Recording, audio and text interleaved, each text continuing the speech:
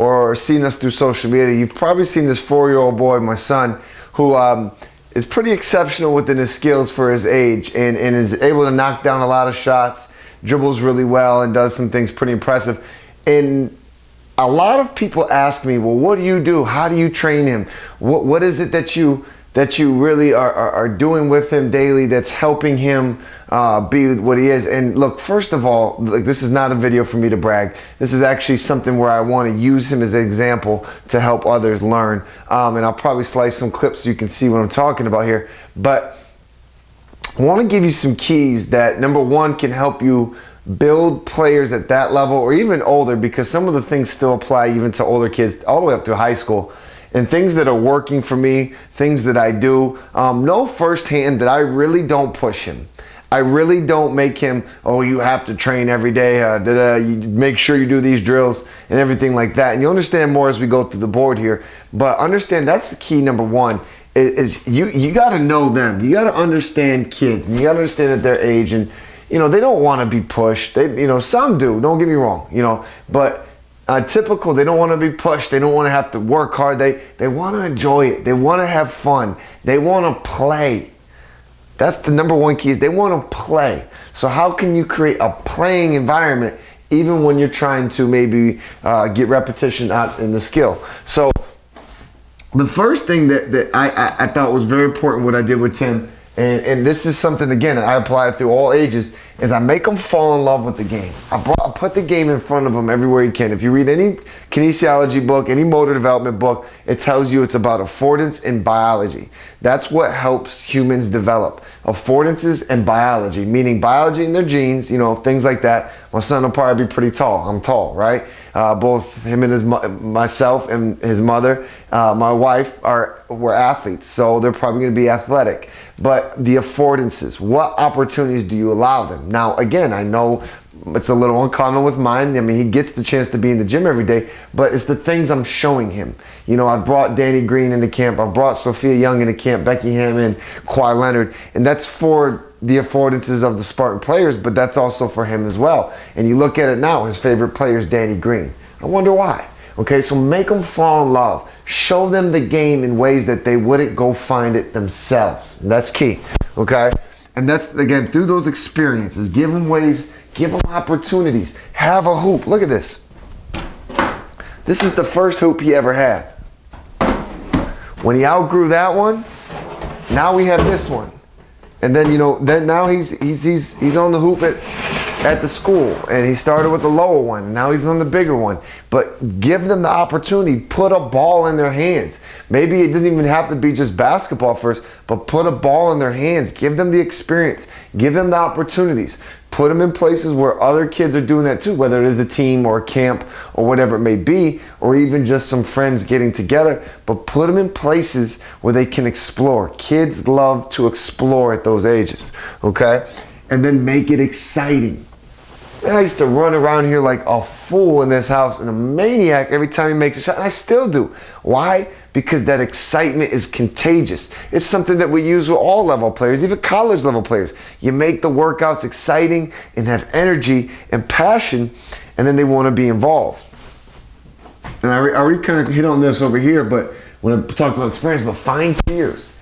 Kids, they say that one of the main ways they learn is through peer interactions. Let them interact with each other. Let them watch each other.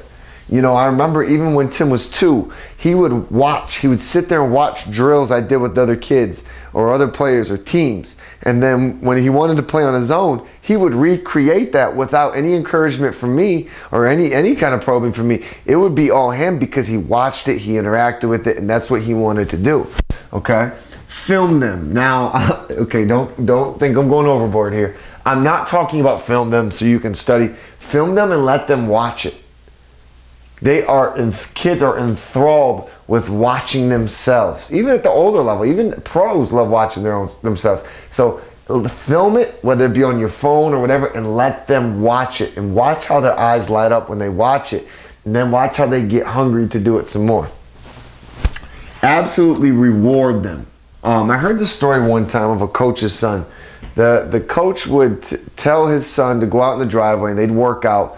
and after every workout, he'd reward him with something. I don't really remember what the reward was in the story, but after a while, it became such a habit. It became such a positive connotation to go work out because of the reward at the back end that the kid just finally started doing it on his own, and he's still disciplined as a freshman or sophomore in the same way as one of the best players in the city, from what I heard.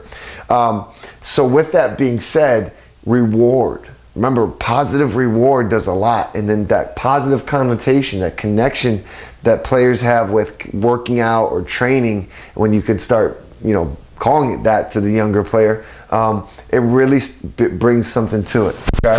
And then challenge them. And I'm not saying push them and run them to exhaustion. I'm saying challenge them like this. Instead of saying, hey, go do this drill, say, hey, can you dribble over here, back up to over here, and then shoot here and make it? Kids love challenges. Kids love challenges. So challenge them in that way. Or, oh, can you do 10 push-ups? Can you, whatever it may be. Challenge your kids.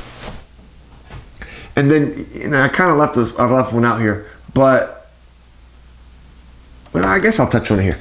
Be happy with what you get out of that session. I'm just going to say session or that interaction or experience, okay? Be happy. You may have wanted to work on this and it didn't happen, especially if they're 5, 6, or 7, okay? Everything in the world distracts them. But be happy with what you get.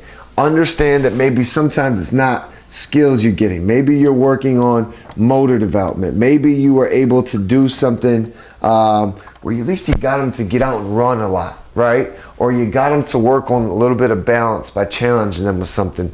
Or now just control the ball. And maybe it wasn't actual basketball, but it was something relative, and it was progress. Just make progress every day, especially at that age. They'll get to an age at some point where you can tell them, hey, we need to get this done, we need to accomplish this, and it'll happen. But even sometimes, even with those cases, the older players, you got to be happy with what you get out of it.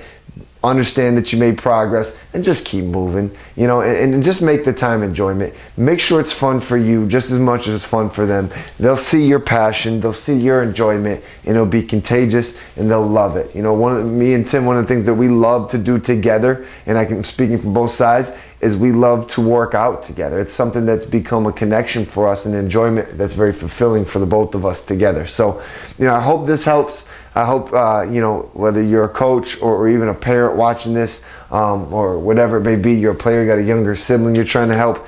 I hope you take these things and think about these as you're going and you're building players at younger ages, and understand, we all want to be great, but greatness doesn't have to happen today. Greatness doesn't have to happen tomorrow. When we're talking about our young ones, get them to fall in love with the game. Get them to make it a habit of enjoying being in that environment, and give them all the experiences you can. Take care. God bless.